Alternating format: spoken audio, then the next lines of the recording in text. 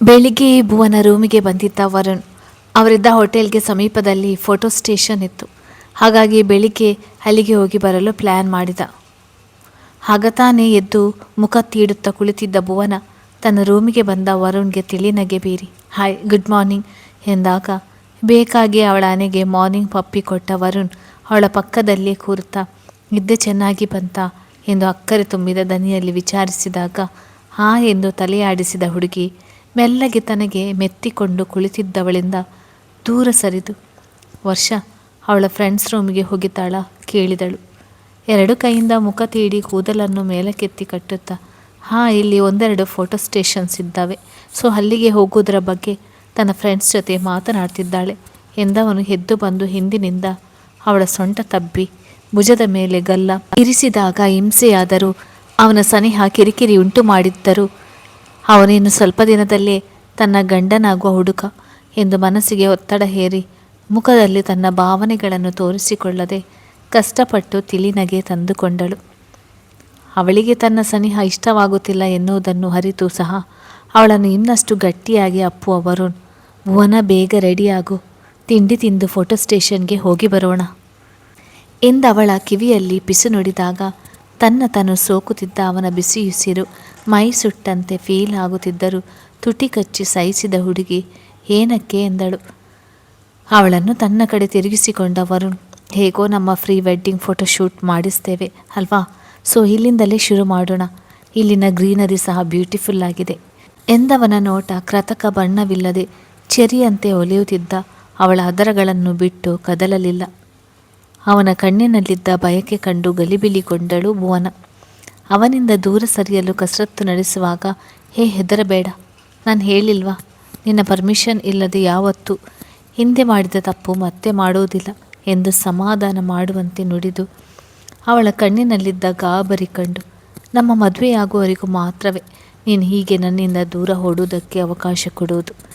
ನಾನಿನ್ನ ಕೊರಳಿಗೆ ತಾಳಿ ಕಟ್ಟಿದ ಮರುಕ್ಷಣವೇ ನೀನು ನನ್ನವಳು.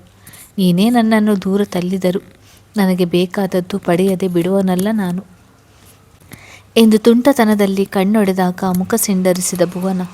Varun, don't cross your limit. ಮದುವೆ ಆದಮೇಲೆ ನನ್ನನ್ನು ಏನು ಬೇಕಾದರೂ ಮಾಡಿಕೊ, ಮದುವೆಗೆ ಮುಂಚೆ ಸ್ವಲ್ಪ ನನ್ನಿಂದ ದೂರ ಇರುವುದನ್ನು ಕಲಿ ಎಂದು ಅವನನ್ನು ದೂರ ದೂಡಿ ಅಲ್ಲಿಂದ ವಾಶ್ರೂಮ್ ಹೊಕ್ಕು ದಪ್ಪೆಂದು ಡೋರ್ ಹಾಕಿಕೊಂಡು ಬಿಟ್ಟಳು.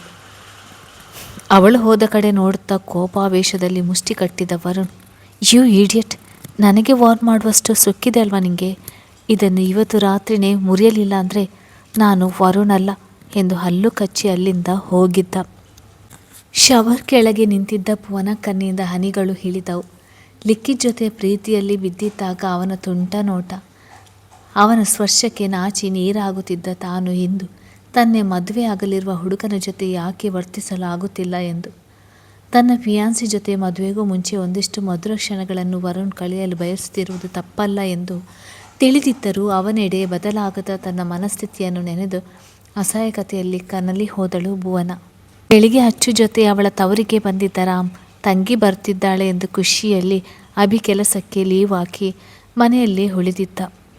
ಮುದ್ದಿನ ತಂಗಿ ಬಂದೊಡನೆ ಅವಳನ್ನು ಗಟ್ಟಿಯಾಗಿ ಅಪ್ಪು ಅಭಿ ಹೇಗಿದ್ದೀಯ ಪುಟ್ಟ ಕೇಳಿದ ಅಕ್ಕರೆಯಿಂದ.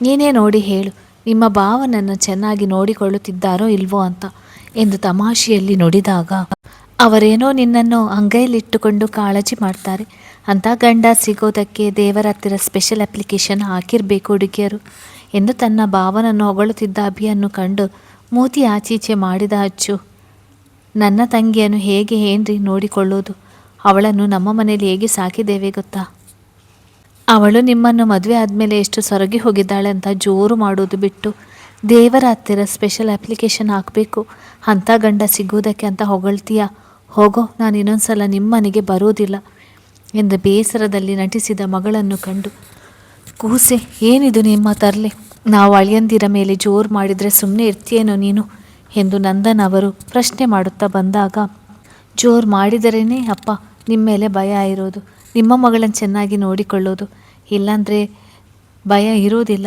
ಹೇಗೋ ಅವಳ ತವರಿನವರು ನಾವು ಏನು ಮಾಡಿದರೂ ಕೇಳೋದಿಲ್ಲ ಅನ್ನುವ ಬಂಡ ಧೈರ್ಯ ಬಂದು ಬಿಡುತ್ತೆ ನಿಮ್ಮ ಅಳಿಯನ ಜೊತೆ ಅವರ ಮನೆಯವರಿಗೂ ಎಂದು ದೂರಿನ ದನಿ ತೆಗೆದ ಮಡದಿಯನ್ನು ಕಂಡು ರಾಮ್ ಅಚ್ಚರಿಯಿಂದ ಉಬ್ಬೇರಿಸಿದರೆ ಮದುವೆಯಾಗಿ ವರ್ಷವಾಗುತ್ತಾ ಬಂದರೂ ಮಗಳು ತನ್ನ ಈ ತರಲೆ ಬಿಡದೆ ಹೋಗಿದ್ದು ಕಂಡು ಅವಳ ತೋಳಿಗೆ ಒಂದೇಟು ಹಾಕಿದರು ಸಂಪೂರ್ಣವರು.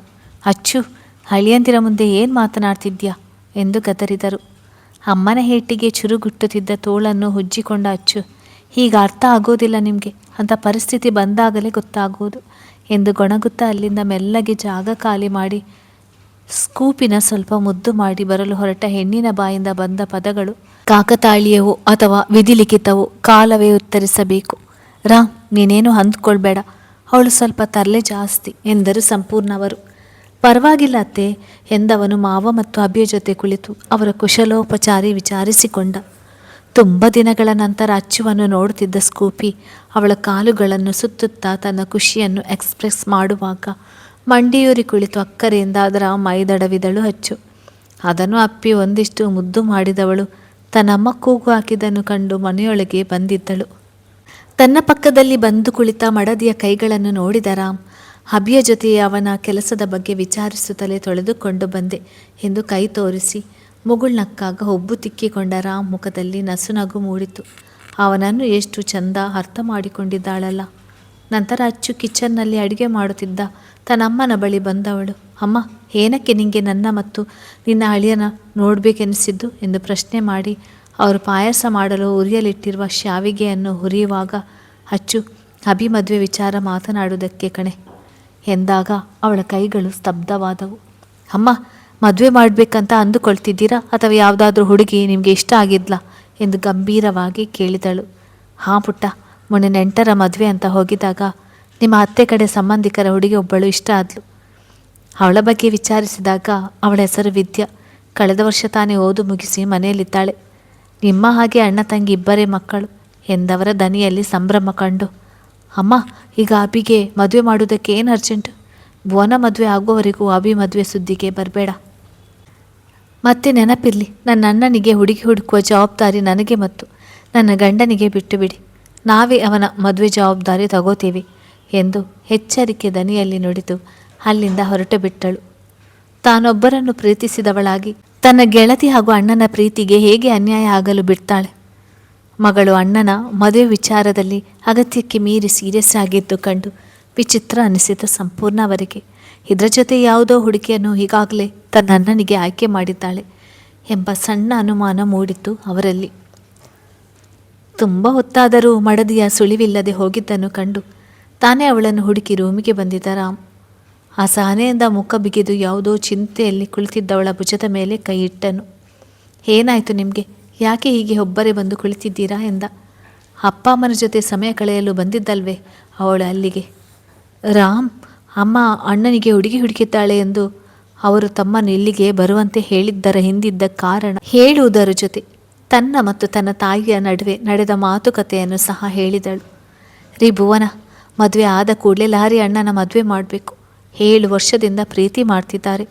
ಸೊ ಅವರಿಬ್ಬರ ಪ್ರೀತಿ ಮದುವೆ ಎಂಬ ಬಂಧನದಲ್ಲಿ ಬಂದಿಯಾಗಬೇಕು ಎಂದಾಗ, ಹಾಂ ಮಾಡೋಣ ಮುದ್ದು, ನಿಜವಾದ ಪ್ರೀತಿ ಯಾವತ್ತೂ ಸೋಲ್ಬಾರ್ದು ಎಂದದ್ದು ಕೇಳಿ, ಹಾಗಾದರೆ ನನ್ನ ಸಾತ್ವಿಕ್ ಪ್ರೀತಿ ಪ್ರಾಮಾಣಿಕವಾಗಿ ಇರಲಿಲ್ವಾ? ಅದಕ್ಕೇನಾ ಅವನು ನನ್ನನ್ನೀಗೆ ಅರ್ಧ ದಾರಿಯಲ್ಲಿ ಬಿಟ್ಟು ಹೋಗಿತ್ತು ಎಂದು ಯೋಚಿಸಿದವಳ ಮನಸ್ಸು ಕಹಿಯಾಯಿತು. ತನ್ನ ಹಳೆಯ ಪ್ರೀತಿಯನ್ನು ನೆನಪು ಮಾಡಿಕೊಂಡು ರಾಮ್ ಪ್ರೀತಿಗೆ ಅವಮಾನ ಮಾಡಬಾರ್ದು ಎಂದು ಅದೆಷ್ಟೇ ಪ್ರಯತ್ನ ಮಾಡಿದರೂ ಒಮ್ಮೊಮ್ಮೆ ಸೋತು ಬಿಡುವಳು ಅಚ್ಚು.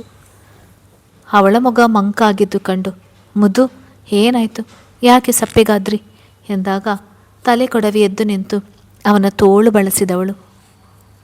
ನಥಿಂಗ್, ಬನ್ನಿ ಹೋಗೋಣ ಎಂದು ರಾಮ್ ಜೊತೆ ರೂಮಿನಿಂದ ಹೊರಗಡೆ ನಡೆದಳು. ಬಟ್ ರಾಮ್ಗೆ ಏನೋ ನೆನೆದು ತನ್ನವಳು ಬೇಸರಿಸಿಕೊಂಡಳು ಎಂಬ ಅಂದಾಜು ಇಲ್ಲದೇ ಇರಲಿಲ್ಲ.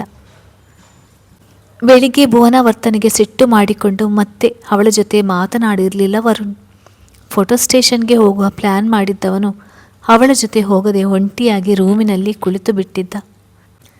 ರಾತ್ರಿ ವರುಣ್ ಗೆಳೆಯನೊಬ್ಬನ ಬರ್ತ್ಡೇ ಇದ್ದಿದ್ದರಿಂದ ಹೋಟೆಲ್ನ ಟಾಪ್ ಫ್ಲೋರ್ನಲ್ಲಿದ್ದ ವೆನ್ಯೂಗೆ ವರ್ಷ ಜೊತೆ ಬರುವ ಭುವನ ಬೆಳಿಗ್ಗೆಯಿಂದ ತನ್ನನ್ನು ಇಗ್ನೋರ್ ಮಾಡುತ್ತಿದ್ದ ವರುಣ್ ಜೊತೆ ಮಾತಾಡಿ ಸಾರಿ ಕೇಳುವ ಸಲುವಾಗಿ ವರ್ಷ ಬಳಿ, ನಾನು ವರುಣ್ ಜೊತೆ ಮಾತಾಡಿ ಬರ್ತೇನೆ 2 ನಿಮಿಷ ಎಂದು ಹೇಳಿ ಯಾರೊಂದಿಗೋ ಫೋನ್ ಕರೆಯಲಿದ್ದ ವರುಣ್ ಬಳಿ ಬಂದವಳು ಅವನ ಕರೆ ಸ್ಥಗಿತಗೊಳ್ಳುವವರೆಗೆ ಕಾಯ್ದಳು. ಅವಳು ತನ್ನನ್ನು ಮಾತನಾಡಿಸಲು ಬಂದಿದ್ದಾಳೆ ಎಂದು ತಿಳಿದಿದ್ದರೂ ಸಹ ಅವಳನ್ನು ಇಗ್ನೋರ್ ಮಾಡಿ ಹೋಗುತ್ತಿದ್ದವನ ಕೈ ಹಿಡಿದು ತಡೆದ ಹುಡುಗಿ. ವರುಣ್ ಪ್ಲೀಸ್, ನಾನು ನಿಮ್ಮ ಜೊತೆ ಬೆಳಿಗ್ಗೆ ಹಾಗೆಲ್ಲ ನಡೆದುಕೊಳ್ಬಾರ್ದಿತ್ತು. ಐ ಆಮ್ ಸೋ ಸಾರಿ ಎಂದು ಬೇಸರದಲ್ಲಿ ಕ್ಷಮೆ ಕೇಳಿದಳು. ತನ್ನ ಮಿತಿ ಮೀರಿದ ವರ್ತನೆಯಿಂದ ಅವನ ಮನಸ್ಸಿಗೆ ಭಾಳ ನೋವಾಗಿದೆ ಎಂಬ ಪಶ್ಚಾತ್ತಾಪದಲ್ಲಿ. ಪರವಾಗಿಲ್ಲ ಭುವನ, ನೀನು ಅಷ್ಟು ಹೇಳಿದ ಮೇಲೆಯೂ ನಾನೇ ನಿನ್ನ ಮನಸ್ಥಿತಿಯನ್ನು ಅರ್ಥ ಮಾಡಿಕೊಳ್ಳಿಲ್ಲ. ಸಾರಿ. ನಾನು ನಿನಗೆ ಸಮಯ ಕೊಡ್ತೇನೆ ಆ್ಯಂಡ್ ನಿನಗಾಗಿ ನೀನೇ ಹೊಲಿಯುವವರೆಗೂ ತಾಳ್ಮೆಯಿಂದ ಕಾಯ್ತೇನೆ. ಇನ್ಮೇಲೆ ನಿನಗೆ ಹಿಂಸೆ ಮಾಡೋದಿಲ್ಲ ಎಂದು ಪಶ್ಚಾತ್ತಾಪ ತುಂಬಿದ ದನಿಯಲ್ಲಿ ನುಡಿದದ್ದು ಕಂಡು ಅವಳಿಗೆ ಅವಳ ಮೇಲೆ ಬಂದ ಸಿಟ್ಟು ಅಷ್ಟಿಷ್ಟಲ್ಲ. ತಾನು ಬೆಳಿಗ್ಗೆ ಅವನಿಗೆ ಮಾಡಿದ ಬೇಸರಕ್ಕೆ ತಾನೇ ಅವನಿಗೆ ಪುಟ್ಟ ಅಪ್ಪುಗೆ ಕೊಟ್ಟು ಮತ್ತೊಮ್ಮೆ ಸಾರಿ ಕೇಳಿದವಳನ್ನು ಕಂಡು ವಕ್ರವಾಗಿ ನಕ್ಕ ವರುಣ್. ಭುವನ ಡಿಯರ್, ನಾಳೆಯಿಂದ ನಾನು ನಿನ್ನ ಹತ್ತಿರ ಬಂದಾಗ ಅದು ಹೇಗೆ ಹಾರಾಡ್ತೀಯೋ ನೋಡ್ತೇನೆ ಎಂದು ಮನದಲ್ಲೇ ಹಲುಬಿ, ಸರಿ ಬಾ, ಬರ್ತ್ಡೇ ಸೆಲೆಬ್ರೇಷನ್ ಶುರುವಾಯಿತು ಎಂದು ಅವಳ ಹಸ್ತಕ್ಕೆ ಹಸ್ತ ಬೆಸೆದು ಕರೆದುಕೊಂಡು ಹೋದ. ಕೇಕ್ ಕಟ್ಟಿಂಗ್ ಮುಗಿಸಿ ಅರ್ಧ DJ ಸಾಂಗ್ಸ್ಗೆ ಪ್ಲೇ ಮಾಡಿಸಿ ಸುರಪಾನ ಗುಟುಕರಿಸುತ್ತಾ ಕುಣಿಯಲು ಶುರು ಮಾಡಿದರು ವರುಣ್ ಫ್ರೆಂಡ್ಸ್ ಎಲ್ಲರೂ. ಭುವನ ಮಾತ್ರ ತನ್ನ ಪಾಡಿಗೆ ತಾನು ಬದಿಯಲ್ಲಿ ಕುಳಿತದ್ದು ಕಂಡು ವರ್ಷಗೆ ಏನೋ ಸನ್ನೆ ಮಾಡಿದ ವರುಣ್. ಅಣ್ಣನ ಸನ್ನೆ ಅರ್ಥ ಮಾಡಿಕೊಂಡ ವರ್ಷ ಓಕೆ ಎಂದು ತಲೆದೂಗಿ ಅದು ಯಾರಿಗೋ ಮಿಸ್ ಕಾಲ್ ಕೊಟ್ಟಳು. ಮುಂದಿನ 2 ನಿಮಿಷದಲ್ಲಿ ಕೈಯಲ್ಲಿ ಕೂಲ್ ಡ್ರಿಂಕ್ಸ್ನ ಗ್ಲಾಸ್ ಟ್ರೇ ಹಿಡಿದು ಬಂದಿದ್ದ ಸರ್ವೆಂಟ್ ಕೈಯಲ್ಲಿದ್ದ ಟ್ರೇ ಕಡೆ ನೋಡಿ, ನಾನು ಹೇಳಿದಾಗೆ ಮಾಡಿದ್ಯಾ ಅಲ್ವಾ ಎಂದಾಗ ಎಸ್ ಮ್ಯಾಮ್ ಎಂದವನಿಗೆ. ಸರಿ ನೀನು ಹೋಗು ಎಂದವನ ಕೈಯಲ್ಲಿದ್ದ ಟ್ರೇ ಪಡೆದು ತಮ್ಮಿಂದ ತುಸು ದೂರದಲ್ಲಿ ಒಂಟಿಯಾಗಿ ಕುಳಿತಿದ್ದ ಭುವನ ಬಳಿ ಬಂದವಳು. ಭುವನ, ಏನಾಯಿತು, ಯಾಕೆ ಹೀಗೆ ಕುಳಿತು ಬಿಟ್ಟೆ ಎಂದು ಒಂದು ಗ್ಲಾಸ್ ಅವಳ ಮುಂದೆ ಹಿಡಿದಾಗ, ಏನಿದು ಎಂದು ಹುಬ್ಬೇರಿಸಿ ಅನುಮಾನದಲ್ಲಿ ಕೇಳಿದಳು ಭುವನ.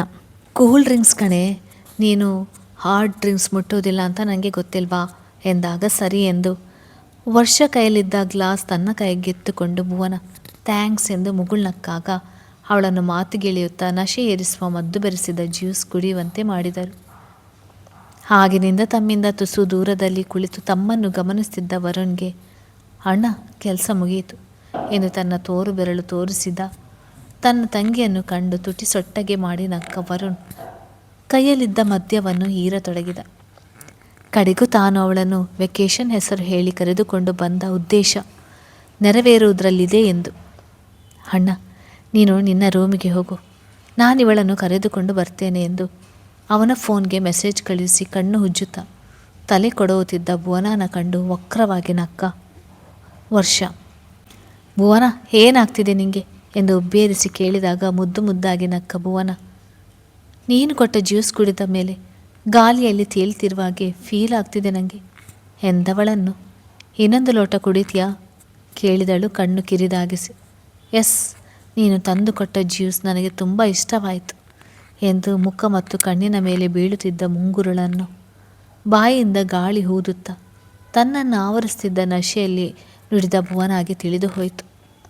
ಈ ದುಷ್ಟ ಅಣ್ಣ ತಂಗಿ ಹೂಡಿದ ಸಂಚಿನಿಂದ ತನ್ನನ್ನು ಕಾಪಾಡಿ ತನ್ನ ಜೀವನ ಹಾಳಾಗದಂತೆ ತಡೆಯಲು ಯಾರಿಂದಲೂ ಸಾಧ್ಯವಿಲ್ಲ ಎಂಬ ಸತ್ಯ.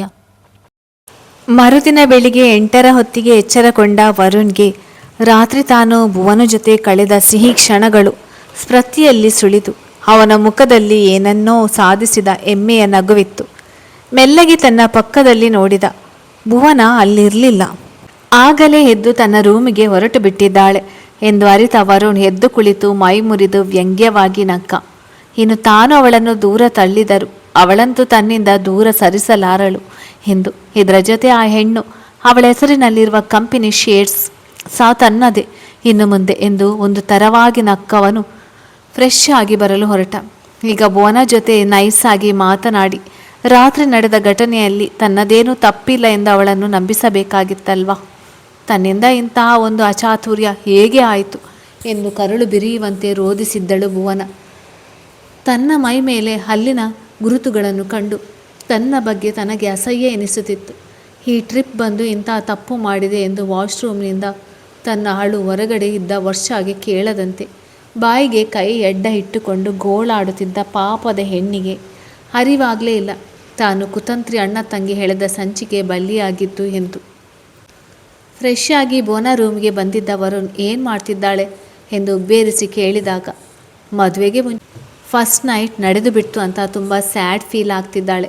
1 ಗಂಟೆ ಆಯಿತು ಅವಳು ವಾಶ್ರೂಮ್ ಸೇರಿ ಎಂದು ವ್ಯಂಗ್ಯವಾಗಿ ನಕ್ಕಳು ವರ್ಷ ಅವಳಿಗಿವಳು ಅಂತ ಏಕವಚನದಲ್ಲಿ ಮಾತನಾಡಿಸಬೇಡ, ಅವಳಿನ ಹತ್ತಿಗೆ ಆಗುತ್ತಿರುವವಳು ಅನ್ನುವ ಗೌರವ ಇರಲಿ ಎಂದು ಎಚ್ಚರಿಕೆ ದನಿಯಲ್ಲಿ ನುಡಿದ ತನ್ನ ಅಣ್ಣನನ್ನು ಗುರಾಯಿಸಿದಳು ವರ್ಷ. ಏನು ಸರ್, ಇನ್ನು 1 ದಿನ ಅವಳ ಜೊತೆ ಸಂಸಾರ ಮಾಡಿತ್ತು, ಆಗಲೇ ಇಷ್ಟೊಂದು ಪ್ರೀತಿ ಉಕ್ಕೇರಿ ಹರಿಯುತ್ತಿದೆ ಎಂದವಳ ಮುಖದಲ್ಲಿ ಸುಳಿದಾಡಿದ ಕಿರಿಕಿರಿ ಮತ್ತು ಅಸಹನೆ ತನ್ನ ಅರಿವಿಗೆ ಬಂದೊಡನೆ, ಹೇ, ನಾನು ತಪ್ಪು ಏನು ಹೇಳಿದೆ? ಇನ್ನು ಸ್ವಲ್ಪ ದಿನದಲ್ಲಿ ಅವಳು ನನ್ನ ಹೆಂಡತಿ ಆಗ್ತಿದ್ದಾಳೆ. ಸೊ ನೀನು ಅತ್ತಿಗೆ ಅಂತ ಕೂಗಿದ್ರೆ ಒಳ್ಳೆಯದು. ನೀನು ಈಗ ಅವಳನ್ನು ಅತ್ತಿಗೆ ಅಂತ ಕೂಗದಿದ್ರು ಮಮ್ಮಿ ಮದುವೆ ಆದಮೇಲೆ ಇದೇ ಮಾತನ್ನು ಗದರಿ ಹೇಳ್ತಾರೆ. ರೂಢಿ ಮಾಡಿಕೋ ಈಗಿನಿಂದಲೇ ಎಂದು ಮೃದುವಾಗಿ ನುಡಿದ. ಅವಳೇ ಇಲ್ಲದೆ ಹೋಗಿದ್ರೆ ಭುವನ ತನ್ನ ಕೈ ಜಾರಿದಂತೆ ಮುಷ್ಟಿಯಲ್ಲಿ ಬಂಧಿಸಲು ಆಗುತ್ತಿರಲಿಲ್ಲ ಎಂದು ಅವನಿಗೆ ತಿಳಿದಿದೆ. ಭುವನ ವಿಷಯದಲ್ಲಿ ತಂಗಿ ತನಗೆ ಮಾಡಿದ್ದ ಸಹಾಯಕ್ಕೆ ಜೀವನ ಪೂರ್ತಿ ಕೃತಜ್ಞನಾಗಿರುವನು ಅವನು. ಆಯಿತು, ಈಗ ಅವಳನ್ನು ಸಮಾಧಾನ ಮಾಡು. ಈ ವಿಷಯ ಏನಾದರೂ ರಾಮ್ವರೆಗೂ ಹೋದರೆ ನಿನ್ನ ಜೊತೆ ಅವಳ ಮದುವೆ ಮಾಡೋದಲ್ಲ, ಅವಳನ್ನ ಜೊತೆಯಲ್ಲಿ ಕೂರಿಸಿಕೊಂಡು ನಿನ್ನ ತಿಥಿ ಮಾಡ್ತಾನೆ ಅವನು ಎಂದು ಗಂಭೀರವಾಗಿ ಎಚ್ಚರಿಸಿ ಅಲ್ಲಿಂದ ಸರಿದು ಹೋದಳು ವರ್ಷ. ತಾವು ಟ್ರಿಪ್ ಹೆಸರಿನಲ್ಲಿ ಭುವನಾನ ತಮ್ಮ ಜೊತೆ ಕರೆದುಕೊಂಡು ಬಂದು ತಾವು ಮಾಡಿರುವ ದ್ರೋಹದ ಬಗ್ಗೆ ರಾಮ್ಗೆ ಸಣ್ಣ ಸುಳಿವು ಸಿಕ್ಕರು ಆ ಅಣ್ಣನ ಜೊತೆ ತಂಗಿಯನ್ನು ಸಹ ಜೀವಂತವಾಗಿ ಹೂತು ಹಾಕಿ ಬಿಡುವ ಎನ್ನುವುದರಲ್ಲಿ ಎರಡೂ ಮಾತಿಲ್ಲ. ತಂಗಿ ರೂಮಿನಿಂದ ಹೊರಗಡೆ ಹೋದ್ಮೇಲೆ ರೂಮ್ ಡೋರ್ ಕ್ಲೋಸ್ ಮಾಡಿಕೊಂಡು ವಾಶ್ರೂಮಿನ ಬಾಗಿಲಿನಲ್ಲಿ ನಿಂತ ವರುಣ್, ಭುವನ ಹೊರಗಡೆ ಬಾ, ನಾನು ನಿನ್ನ ಜೊತೆ ಮಾತನಾಡಬೇಕು. 1 ಅವರ್ ಆಯ್ತಂತೆ ನೀನು ವಾಶ್ರೂಮ್ ಸೇರಿಕೊಂಡು ಎಂದವನಿಗೆ ಅವಳ ಬಿಕ್ಕಳಿಕೆ ಕೇಳಿಸುತ್ತಿತ್ತು. ತನ್ನ ಅರಿವಿಗೆ ಬಾರದೆ ತನ್ನ ಹೆಣ್ತನ ಕಳೆದುಕೊಂಡಿದ್ದ ಹೆಣ್ಣಿನ ನೋವು, ದುಃಖ, ಯಾತನೆ ಅರ್ಧ ಗಂಟೆ ಕಂಬನಿ ಮಿಡಿದರೆ ಕರಗುವಂಥದ್ದಲ್ಲ. ತನ್ನ ಮೇಲೆ ನಂಬಿಕೆ ಇಟ್ಟು ವರುಣ್ ಜೊತೆ ಕಳುಹಿಸಿದ್ದ ತನ್ನ ಮನೆಯವರಿಗೆ ಹೇಗೆ ಮುಖ ತೋರಿಸಲಿ ಎಂದು ತನ್ನದಲ್ಲದ ತಪ್ಪಿಗೆ ಪಶ್ಚಾತ್ತಾಪದಲ್ಲಿ ವಿಲವಿಲನೆ ಒದ್ದಾಡಿ ಹೋಯಿತು ಅವಳ ಜೀವ. ಅವಳ ಕಡೆಯಿಂದ ಯಾವುದೇ ಪ್ರತಿಕ್ರಿಯೆ ಬಾರದೆ ಹೋದಾಗ, ಭುವನ ಪ್ಲೀಸ್ ಡೋರ್ ಓಪನ್ ಮಾಡು, ನಾನು ನಿನ್ನ ಜೊತೆ ಮಾತಾಡಬೇಕಣು, ತಪ್ಪು ಇಬ್ಬರ ಕಡೆಯಿಂದ ಆಗಿದೆ ಪ್ಲೀಸ್ ಎಂದು ಮನವಿ ಮಾಡಿದಾಗ ತರಬರನೆ ಕಣ್ಣು ಒರೆಸಿದ ಹುಡುಗಿ ಬಿರುಗಾಳಿಯಂತೆ ಹೊರಗಡೆ ಬಂದವಳು ಅವನ ಕೆನ್ನೆಗೆ 2 ಬಾರಿ ರಪ್ ಎಂದು ಬಾರಿಸಿ ಆವೇಶದಲ್ಲಿ ಅವನ ಕಾಲರ್ಗೆ ಕೈ ಹಾಕಿದ್ದನ್ನು ಕಂಡು ದಂಗಾಗಿ ಹೋದ ವರುಣ್. ತಾನು ವರ್ಷ ಜೊತೆ ಪ್ಲ್ಯಾನ್ ಮಾಡಿ ಅವಳ ಕನ್ಯತ್ವ ದೋಚಿದ್ದು ಎಂದು ತಿಳಿದು ಹೋಯಿತೆ ಎಂಬ ಭಯದಲ್ಲಿ ಅವನ ಹೃದಯ ಎದೆಗೂಡಿನಿಂದ ಕಿತ್ತು ಬರುವಷ್ಟು ಜೋರಾಗಿ ಹೊಡೆದುಕೊಳ್ಳುತ್ತಿತ್ತು. ನಿಮಿಷಗಳಲ್ಲಿ ಅವನ ದೇಹ ಬೆವರಿನಿಂದ ತೋಯ್ದು ತೊಪ್ಪಿಯಾಗಿತ್ತು. ಅವಳ ಕೆಂಪೇರಿದ ಕಣ್ಣುಗಳಲ್ಲಿದ್ದ ರೋಷ, ಹಲ್ಲು ಕಚ್ಚಿದ ರೀತಿ ಕಂಡು ಅವನು ಬೆದರಿದ. ಭುವನ, ಕಾಮ್ ಡೌನ್, ನಾನು ಹೇಳೋದು ಸ್ವಲ್ಪ ಕೇಳು ಕಣು ಎಂದು ನಡುಗುವ ದನಿಯಲ್ಲಿ ಮನವಿ ಮಾಡಿದ. ಈಗ ಪರಿಸ್ಥಿತಿಯನ್ನು ನಿಭಾಯಿಸದೆ ಹೋದರೆ ಭುವನ ಮತ್ತು ಅವಳ ಹೆಸರಿನಲ್ಲಿರುವ ಕಂಪನಿ ಶೇರ್ಸ್ ಇರಲಿ, ತನ್ನ ಹೆಸರಿನಲ್ಲಿರುವ ಶೇರ್ಸ್ ಉಳಿಸಿಕೊಳ್ಳಲು ತನ್ನಿಂದ ಸಾಧ್ಯವಾಗುವುದಿಲ್ಲ. ಅವಳ ಅಣ್ಣ ತನ್ನ ಬದುಕನ್ನು ಅರ್ಧ ಗಂಟೆಯಲ್ಲೇ ಬುಡಮೇಲು ಮಾಡಿಬಿಡುವ ಎಂದು ಅವನು ಬಲ್ಲನು. ಕೋಪಾವೇಶದಲ್ಲಿ ಅವನ ಕಾಲರ್ ಮೇಲಿನ ಹಿಡಿತ ಬಿಗಿ ಮಾಡಿದ ಭುವನ, ವರುಣ್ ಸತ್ಯ ಹೇಳು, ರಾತ್ರಿ ನಾನು ಕುಡಿದ ಜ್ಯೂಸ್ನಲ್ಲಿ ಏನು ಮಿಕ್ಸ್ ಮಾಡಿದ್ದೀರಿ ಎಂದು ಹಲ್ಲು ಕಚ್ಚಿ ಕೇಳಿದಾಗ ವರುಣ್ಗೆ ತುಸು ನೆಮ್ಮದಿಯಾಗಿ ಉಸಿರಾಡುವಂತಾಯಿತು. ಅವಳಿಗೆ ಇನ್ನೂ ಪೂರ್ತಿಯಾಗಿ ತಮ್ಮ ಪ್ಲ್ಯಾನ್ ಬಗ್ಗೆ ತಿಳಿದಿಲ್ಲ ಎಂದು ಅವನಿಗೆ ಅರ್ಥವಾಯಿತು. ಇದರ ಜೊತೆ ರಾತ್ರಿ ತಾನು ಕುಡಿದ ಜ್ಯೂಸ್ನಲ್ಲಿ ಏನೋ ಮಿಕ್ಸ್ ಮಾಡಿದ್ದಾರೆ ಎಂದು ಅವಳಿಗೆ ಅನುಮಾನ ಬಂದಿದೆ ಎಂದು ಗ್ರಹಿಸಿದ ವರುಣ್ ನಾಟಕ ಶುರು ಮಾಡಿದ. ಭುವನ, ಐ ಆಮ್ ಸೋ ಸಾರಿ, ನಿಜ ರಾತ್ರಿ ನೀನು ಕುಡಿದ ಜ್ಯೂಸ್ನಲ್ಲಿ ವೈನ್ ಮಿಕ್ಸ್ ಮಾಡಿದ್ದು ನನ್ನ ಫ್ರೆಂಡ್ ಅಂತ ನನಗೆ ಗೊತ್ತಿರಲಿಲ್ಲ ಎಂದು ಪಶ್ಚಾತ್ತಾಪದಿಂದ ಕಣ್ಣು ತುಂಬಿಕೊಳ್ಳುವ ನಾಟಕ ಮಾಡಿದ. ಅವನ ಮಾತಿಗೆ ಭುವನ ತಾಳ್ಮೆ ಅವಳಿಂದ ಬಹಳ ದೂರ ಓಡಿತ್ತು. ವರುಣ್, ಹಾಗಾದರೆ ಬೇಕು ಅಂತಲೇ ನಾನು ವೈನ್ ಮಿಕ್ಸ್ ಮಾಡಿದ್ದು, ಜ್ಯೂಸ್ ಕುಡಿಯೋ ಹಾಗೆ ಮಾಡಿದ್ರಾ ಎಂದು ಅಸಹನೆಯಿಂದ ಕೇಳಿದಾಗ ಅವನ ಪಾದದ ಬಳಿ ಕುಸಿದು ಕುಳಿತ ವರುಣ್ ಹೀಗೆ ಹೇಳಿದ. ಭುವನ, ಸಾರಿ, ಅವರು ನಿನ್ನ ಬಾಯಲ್ಲಿ ನನಗೆ ಐ ಲವ್ ಯು ಅಂತ ಹೇಳಿಸೋದಕ್ಕೆ ಜ್ಯೂಸ್ನಲ್ಲಿ ವೈನ್ ಮಿಕ್ಸ್ ಮಾಡಿದರು. ನಾನು ಸಹ ಅವರ ಕಿತಾಪತಿ ತಿಳಿಯದೆ ಆ ಜ್ಯೂಸ್ನ ನಿನಗೆ ಕುಡಿಸಿಬಿಟ್ಟೆ ಕಣು. ಅದರಿಂದ ಆದ ತಪ್ಪಿಗೆ ನಾನು ಕ್ಷಮೆ ಕೇಳ್ತೇನೆ, ಪ್ಲೀಸ್ ನನ್ನ ಕ್ಷಮಿಸಿಬಿಡು ಎಂದು ಮುಖ ಮುಚ್ಚಿಕೊಂಡು ಗೋಳಾಡುವ ನಾಟಕ ಮುಂದುವರಿಸಿದ. ಅವನ ಕಣ್ಣಿನಲ್ಲಿದ್ದ ಪಶ್ಚಾತ್ತಾಪ ಮತ್ತು ವೇದನೆ ಕಂಡು ಅಸಮಾಧಾನದಿಂದ ಕನಲಿ ಹೋದ ಹುಡುಗಿ, ರಾತ್ರಿ ಏನೇನೋ ಆಗಿದೆಯೋ ಅದಕ್ಕೆಲ್ಲ ನೀವೇ ಹೊಣೆ. ಹೊರಡಿ, ನಾನು ಸ್ವಲ್ಪ ಹೊತ್ತು ಒಂಟಿಯಾಗಿ ಇರಬೇಕು ಅನಿಸ್ತಿದೆ ಎಂದು ಹೊರಟಾಗಿ ನುಡಿದಾಗ ಎದ್ದು ಅವಳನ್ನು ಗಟ್ಟಿಯಾಗಿ ಅಪ್ಪುವ Varun, I am so sorry ಕಣು, ನನ್ನ ಫ್ರೆಂಡ್ಸ್ ಹೀಗೆಲ್ಲ ಮಾಡ್ತಾರೆ ಅಂತ ಗೊತ್ತಿದ್ರೆ ನಾನು ಖಂಡಿತ ಈ ಟ್ರಿಪ್ಗೆ ಬರ್ತಿರ್ಲಿಲ್ಲ ಎಂದು ಮತ್ತೊಮ್ಮೆ ಕ್ಷಮೆ ಕೇಳಿದಾಗ ಸಿಟ್ಟು ಮತ್ತು ಕಿರಿಕಿರಿಯಲ್ಲಿ ಮುಖ ಬಿಗಿದ ಭುವನ, ನಾನು ಒಂಟಿಯಾಗಿರಬೇಕು ಅಂತ ಹೇಳಿತು ಎಂದು ಜೋರು ದನಿಯಲ್ಲಿ ಗುಡುಗಿದಳು. ತನ್ನೊಳಗೆ ಕುಹಕವಾಗಿ ನಕ್ಕ ವರುಣ್, ಅಯ್ಯೋ ಭುವನ ಡಿಯರ್, ಮದುವೆ ಆಗುವ ಹುಡುಗನ ಜೊತೆ ಒಂದೇ ಒಂದು ಸಲ ರೊಮ್ಯಾನ್ಸ್ ಮಾಡೋದಕ್ಕೆ ಯಾಕೆ ಇಷ್ಟೊಂದು ಇರಿಟೇಟ್ ಆಗ್ತಿದ್ಯಾ? ನಿನ್ನ ಆ ಲೋಫರ್ ಲವ್ವರ್ ಲಿಖಿತ್ಗಿಂತ 1000 ಪಾಲು ಬೆಟರ್ ಇದ್ದೀನಿ. ಸೊ ಚಿಂತೆ ಮಾಡಬೇಡ. ಒಂದು ವೇಳೆ ಮೊದಲ ಪ್ರಯತ್ನದಲ್ಲೇ ನಾವು ಮಮ್ಮಿ ಡ್ಯಾಡಿ ಆದರೂ ಅಂಥ ವ್ಯತ್ಯಾಸ ಏನಾಗೋಲ್ಲ ನಮ್ಮ ಲೈಫ್ನಲ್ಲಿ ಎಂದು ಮನದಲ್ಲಿ ಅಂದುಕೊಂಡು ಅಲ್ಲಿಂದ ಹೊರಗಡೆ ಬಂದಿದ್ದ. ತನ್ನ ಅಣ್ಣ ಹೊರಗಡೆ ಬರುವುದಕ್ಕೆ ಕಾಯುತ್ತಿದ್ದ ವರ್ಷ. ಅಣ್ಣ ಏನು ಹೇಳಿದ್ಲವಳು? ತುಂಬ ಫೀಲ್ ಆಗ್ತಿದೆ ಅನಿಸುತ್ತೆ ಅಲ್ವಾ ಎಂದು ನಸ್ರಕ್ಕೂ ಕೇಳಿದಾಗ, ತುಂಬ ಫೀಲ್ ಆಗ್ತಿದ್ದಾಳೆ. ಬಟ್ ಅವಳಿಗೆ ರಾತ್ರಿ ಅವಳು ಕುಡಿದ ಜ್ಯೂಸ್ನಲ್ಲಿ ಏನೋ ಮಿಕ್ಸ್ ಮಾಡಿದ್ದೇವೆ ಅಂತ ಗೊತ್ತಾಗಿದೆ. ನಾನು ಅದೆಲ್ಲ ನನ್ನ ಫ್ರೆಂಡ್ಸ್ ನನಗೆ ಗೊತ್ತಿಲ್ಲದೆ ಮಾಡಿರುವ ಕಿತಾಪತಿ ಅಂತ ಹೇಳಿ ಮ್ಯಾನೇಜ್ ಮಾಡಿದ್ದೇನೆ. ನೀನು ಅದನ್ನೇ ಮ್ಯಾನೇಜ್ ಮಾಡು ಎಂದು ಎಚ್ಚರಿಸಿದ ವರುಣ್ಗೆ ಸಣ್ಣ ಪಶ್ಚಾತ್ತಾಪವೂ ಕಾಡಲಿಲ್ಲ. ಆ ಮುಗ್ಧ ಮನಸ್ಸಿನ ಜೊತೆ ಹೀಗೆಲ್ಲ ಆಟ ಆಡಿದ್ದಕ್ಕೆ. ಅಣ್ಣನ ಮಾತಿಗೆ ಕೊಂಕು ನಗು ನಕ್ಕ ವರ್ಷ. ಓಕೆ ಎನ್ನುವಂತೆ ತಲೆ ಆಡಿಸಿ ಅಲ್ಲಿಂದ ರೂಮಿಗೆ ಹೊರಟವಳನ್ನು ಅವಳು ಒಂಟಿಯಾಗಿರುವುದಕ್ಕೆ ಬಯಸ್ತಿದ್ದಾಳೆ. ಸೊ ನೀನು ಈಗ ಹೋಗಿ ಅವಳಿಗೆ ಡಿಸ್ಟರ್ಬ್ ಮಾಡಬೇಡ ಎಂದು ಗಂಭೀರವಾಗಿ ಎಚ್ಚರಿಸಿದ. ರಾತ್ರಿಯೆಲ್ಲ ತನಗೆ ಹಾಸಿಗೆ ಮೇಲೆ ಸಹಕರಿಸಿ ದನಿದಿದ್ದರ ಜೊತೆ ಅವಳ ಮನಸ್ಥಿತಿ ಬಹಳ ಹದಗೆಟ್ಟಿದೆ ಎಂದು ಅವನಿಗೆ ತಿಳಿದಿತ್ತು. ರಾತ್ರಿ ಅವಳ ಜೊತೆ ಬೆರೆತ ಮೇಲೆ ವರುಣ್ ಅವಳ ವಿಷಯದಲ್ಲಿ ತುಸು ಅತಿಯಾಗಿ ಹಾಡುತ್ತಿದ್ದಾನೆ ಎಂದು ಅನಿಸಿ ಅಸಹನೆಯಿಂದ ಕಣ್ಣು ತಿರುಗಿಸಿದ ವರ್ಷ ತನ್ನ ಗೆಳತಿಯರ ರೂಮಿಗೆ ಹೋದಳು. ಅಂದು ರಾತ್ರಿ ಭುವನ ಜೊತೆ ಮಾತಾಡಿ ಮಲಗಲು ರೂಮಿಗೆ ಬರುವ ಅಚ್ಚು ರಾಮ್ ಆಫೀಸ್ ಕೆಲಸದಲ್ಲಿ ತೊಡಗಿರೋದು ಕಂಡು, ನೀವು 1-2 ದಿನ ಫ್ರೀ ಮಾಡಿಕೊಳ್ಳುವುದಕ್ಕೆ ಆಗುತ್ತಾ ಎಂದು ಗಂಭೀರವಾಗಿ ಕೇಳುತ್ತಾ ಕೌಚ್ ಮೇಲೆ ಕುಳಿತಾಗ ಗೊಂದಲದಲ್ಲಿ ಉಬ್ಬೇರಿಸಿದ ರಾಮ್, ಏನಕ್ಕೆ ಮುದ್ದು, ಎಲ್ಲಿಗಾದರೂ ಹೋಗುವ ಪ್ಲ್ಯಾನ್ ಮಾಡಿದ್ದೀರಾ ಎಂದು ಪ್ರಶ್ನೆ ಮಾಡಿದ್ದ. ಇದ್ದಕ್ಕಿದ್ದಂತೆ ಹೀಗೆ ಫ್ರೀ ಮಾಡಿಕೊಳ್ಳುವಂತೆ ಏನಕ್ಕೆ ಹೇಳುತ್ತಿದ್ದಾಳೆ ಎಂದು ತಿಳಿಯದೆ ಅವನು ಕೇಳಿದ. ರಾಮ್, ಆರವನ 2 ದಿನ ಎಲ್ಲಿಗಾದರೂ ಕರೆದುಕೊಂಡು ಹೋಗಿ ಬರೋಣ. ನೀವು ಇದಕ್ಕೂ ಮುಂಚೆ ಅವನನ್ನು ಎಲ್ಲಿಗೂ ಟ್ರಿಪ್ ಕರೆದುಕೊಂಡು ಹೋಗಿಲ್ಲವಂತೆ ಎಂದವಳ ದನಿಯಲ್ಲಿ ಬೇಸರ ತುಂಬಿ ಹೋಗಿತ್ತು. ಇನ್ನೇನು ಮುಂದಿನ 2 ತಿಂಗಳು ಸರಿದು ಬಿಟ್ಟರೆ ಆರೋಗ್ಯ 4 ವರ್ಷ ತುಂಬಿ ಬಿಡುತ್ತಿತ್ತು. ಬಟ್ ಇಲ್ಲಿಯವರೆಗೂ ಯಾರೊಬ್ಬರು ಅವನನ್ನು ಟ್ರಿಪ್ ಎಂದು ಹೊರಗಡೆ ಕರೆದುಕೊಂಡು ಹೋಗದೇ ಇರುವುದನ್ನು ನೆನೆದು ಅಚ್ಚುಗೆ ಬೇಸರವಾಯಿತು. ಮಾಡುತ್ತಿದ್ದ ಕೆಲಸ ಅರ್ಧಕ್ಕೆ ಬಿಟ್ಟು ತನ್ನವಳ ಬಳಿ ಬಂದು ಕುಳಿತ ರಾಮ್ ಹೀಗೆ ಹೇಳಿದ. ಮುದ್ದು, ನಾನು ಅಪ್ಪನಾಗಿ ಆರವ ಜವಾಬ್ದಾರಿಗಳನ್ನು ಪ್ರಾಮಾಣಿಕವಾಗಿ ನಿಭಾಯಿಸಿಕೊಂಡು ಹೋಗುವುದಕ್ಕೆ ಪ್ರಯತ್ನ ಮಾಡಿದ್ದೇನೆ. ಮುಂದೆ ಮಾಡ್ತೀನಿ ಸಹ. ಬಟ್ ಅಪ್ಪ ಎಷ್ಟೇ ಪ್ರೀತಿ ಕೊಟ್ಟರು, ತನ್ನ ಜವಾಬ್ದಾರಿಗಳಿಗೆ ಚ್ಯುತಿ ಬರದಂತೆ ನಿಭಾಯಿಸಿದರು ಅದು ತಾಯಿ ಪ್ರೀತಿ ಮುಂದೆ ಏನೂ ಅಲ್ಲ. ಈಗ ಅವನಿಗೆ ತಾಯಿ ಸಿಕ್ಕಿದ್ದಾರೆ. ಸೊ ಅವನ ಸಣ್ಣ ಪುಟ್ಟ ಆಸೆ ಬಯಕೆಗಳನ್ನು ಅವನು ಬಾಯಿ ಬಿಟ್ಟು ಹೇಳದೆಯೇ ಅರ್ಥ ಮಾಡಿಕೊಂಡು ಪೂರೈಸಬೇಕು. ಭುವನ ಮದುವೆ ಮುಗಿಯಲಿ, 1 ವಾರ ಮಗುವನ್ನು ಕರೆದುಕೊಂಡು ಹೊರಗಡೆ ಸುತ್ತಾಡಿ ಬರೋಣ ಎಂದು ಸಣ್ಣದಾಗಿ ಮುಗುಳ್ನಕ್ಕಾಗ, ಅದೇ ನಿಮ್ಮ ರಕ್ತ ಹಂಚಿಕೊಂಡು ಹುಟ್ಟಿದ್ದರೆ ನನ್ನ ಬಂಗಾರಿ ವಿಷಯದಲ್ಲಿ ನೀವು ಹೀಗೆ ಮಾಡ್ತಿದ್ದೀರಾ ಎಂದು ಅಸಮಾಧಾನದಿಂದ ಕೇಳಿದ ಮಡದಿಯನ್ನು ಕಂಡು ನಿಟ್ಟುಸಿರೊಂದು ಹೊರ ಹಾಕಿದ ರಾಮ್. ತಾಯಿ ಇಲ್ಲ ಅಂದಮೇಲೆ ನನ್ನ ರಕ್ತ ಹಂಚಿಕೊಂಡು ಹುಟ್ಟಿದ ಮಗು ಆಗಿದ್ದರು ಅದರ ಪರಿಸ್ಥಿತಿ ಇದೇ ರೀತಿ ಇರುತ್ತಿತ್ತು ಅನಿಸುತ್ತೆ ಮುದ್ದು. ತಾಯಿ ಅನ್ನುವ ಪದಕ್ಕೆ ಅದ್ಭುತ ಶಕ್ತಿ ಇದೆ. ಸೊ ಆ ಅದ್ಭುತ ಶಕ್ತಿ ಇಲ್ಲದ ಮಗುವಿನ ಜೀವನ ತನ್ನ ಸಾರ ಕಳೆದುಕೊಂಡು ಬಿಡುತ್ತದೆ. ಹೇಗೆಂದರೆ ಅಚ್ಚರಿ ನಂದನ್ ಅನ್ನುವ ಹೆಣ್ಣು ಹಾರವು ಬದುಕಿಗೆ ಬರುವುದಕ್ಕೂ ಮುಂಚೆ ಅವನ ಬದುಕಿದ್ದ ರೀತಿ ಎಂದು ಅವಳ ಮುಖ ನೋಡಿದವನ ಮುಖವನ್ನು ನಿಮಿಷ ಗಂಭೀರವಾಗಿ ದಿಟ್ಟಿಸಿದಳು. ಅಚ್ಚು ಈಗಾಗಲೇ ನಿರ್ಧಾರ ಮಾಡಿದ್ದ ತನ್ನ ನಿರ್ಧಾರವನ್ನು ಇನ್ನಷ್ಟು ಗಟ್ಟಿಗೊಳಿಸಿ ದಟ್ಟ ಉಸಿರೊಂದನ್ನು ಹೊರಹಾಕಿ, ರಾಮ್ 1 ನಿಮಿಷ ಎಂದು ಎದ್ದು ವಾರ್ಡ್ರೋಬ್ನಲ್ಲಿಟ್ಟಿದ್ದ ಚೆಕ್ ಒಂದನ್ನು ತೆಗೆದುಕೊಂಡು ಮತ್ತೆ ತನ್ನವನ ಬಳಿ ಬಂದಳು. ರಾಮ್, ಈ ಚೆಕ್ ನಾನು ಆಗಲೇ ನಮ್ಮ ರೂಮ್ ಕ್ಲೀನ್ ಮಾಡುವಾಗ ಸಿಕ್ಕಿತ್ತು ಎನ್ನುತ್ತಾ ಚೆಕ್ ಒಂದನ್ನು ಅವನ ಮುಂದೆ ಚಾಚಿದಾಗ ಹುಬ್ಬೇರಿಸಿ ಅಚ್ಚು ಕೈಲಿದ್ದ ಚೆಕ್ ತೆಗೆದುಕೊಂಡು ಅದರ ಮೇಲೆ ಕಣ್ಣಾಡಿಸಿದ ರಾಮ್ ಗಲಿಬಿಲಿಗೊಂಡ. ಮುದ್ದು, ಇದು ಎಲ್ಲಿ ಸಿಕ್ಕಿತ್ತು ನಿಮಗೆ ಎಂದವನ ದನಿ ತಡೆದು ಹೊರಬಂದಿದ್ದು ಕಂಡು ಅಚ್ಚು ಹುಬ್ಬುಗಳು ಅನುಮಾನದಲ್ಲಿ ಗಂಟಾದವು. ಇದನ್ನು ನಾನು ನಿಮ್ಮನ್ನು ಕೇಳಬೇಕು ರಾಮ್, ಹೇಳಿ, ಏನಕ್ಕೆ ನೀವು ಸಾತ್ವಿಕ್ ಹೆಸರಿಗೆ 40 ಲಕ್ಷದ ಚೆಕ್ ಬರೆದಿರೋದು? ಯಾವ ಕಾರಣಕ್ಕೆ ಎಂದು ಅವನ ಕಣ್ಣಲ್ಲಿ ಕಣ್ಣಿಟ್ಟು ಗಂಭೀರವಾಗಿ ಕೇಳಿದಾಗ ಗಂಟಲು ಒಣಗಿದಂತಾಗಿ ಸ್ವರ ಹೊರಡದಂತಾಯಿತು ರಾಮ್ಗೆ. ಕತೆ ಮುಂದುವರಿಯುತ್ತದೆ. ಹಾಗೆ ಯಾರೆಲ್ಲ ನನ್ನ ಚಾನಲನ್ನು ಸಬ್ಸ್ಕ್ರೈಬ್ ಮಾಡಲಿಲ್ಲ ಅವರು ದಯವಿಟ್ಟು ನನ್ನ ಚಾನಲನ್ನು ಸಬ್ಸ್ಕ್ರೈಬ್ ಮಾಡಿ, ಲೈಕ್ ಆ್ಯಂಡ್ ಶೇರ್ ಮಾಡಿ.